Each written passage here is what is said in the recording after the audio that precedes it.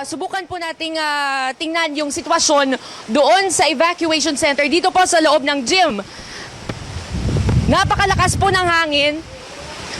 At yung ulan po, grabe ang lakas. Dito po tayo sa loob ng gym.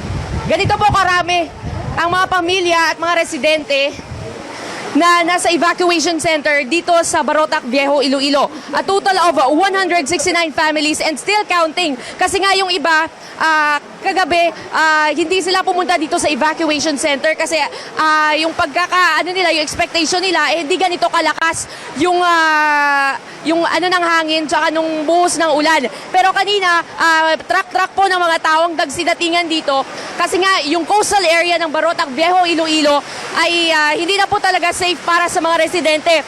In fact, dito nga rin sa Gymnasium, hindi rin safe kasi nga hindi yata na-expect ng local government unit ng Barotac Viejo na ganito karami yung tao at ganito kalakas ang ulan, kung kaya hindi po nila nagawang tabunan po yung lagyan ng protection po yung lugar, yung parte niya ng gym. Kaya po yung tubig, pasok lang po ng pasok dito sa Gymnasium. Dito po sa bahaging ito, meron pong 6 patients from Barotac Viejo District Hospital. Lahat po, yung iba for discharge na lang po. Pero karamihan kasi sa mga bahay nila ay nandoon po sa mabukid na porsyon ng Barotac Viejo. Kung kaya dito na lang po sila pansamantalang inilagay. Meron po tayo dito mga pasyente pa na naka-dextrose, inaatake ng asthma, pneumonia, ganun po. Saka hirap na hirap din po yung mga nurses dito. Kasi nga sa lakas ng hangin, parang yung evacuation center nga parang hindi na rin safe sa mga pasyente. Pero wala po tayong magawa, wala pong magawa yung local government unit dahil ito lang din po yung lugar kung saan maaari po nilang pansamantalang ilagay yung mga pasyente po nila. Just about 12:10, ganito na yung hampas ng hangin, ng buhos ng ulan, nagbibigay ng mga rasyon ng pagkain sa mga apektadong mga pasyente po dito. And at the same time, sa mga residente na rin, at tulong po, bayanihan, yung mga residente, yung mga apektado, yung mga nagbabantay sa pasyente, tulong-tulong po, pati yung local government unit ng Barotac Viejo, para kahit paano maibsan yung kaba. Kasi nga sabi nila, napakalakas ng hangin. So far, ito po yung pinakagrabe, sabi nga nila. Nanalasa rin ang bagyong Yolanda sa bahagi ng northern at eastern Mindanao. Nahagip ang Surigao City at ilang bahagi ng Misamis Oriental. Mula sa Surigao City, nagpapatrol si Rod Bolivar.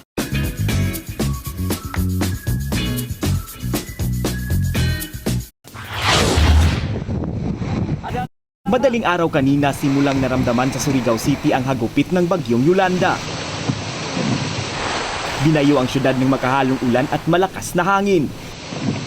Nabuwal ang ilang puno at poste ng kuryente. Agad nag-clearing operation.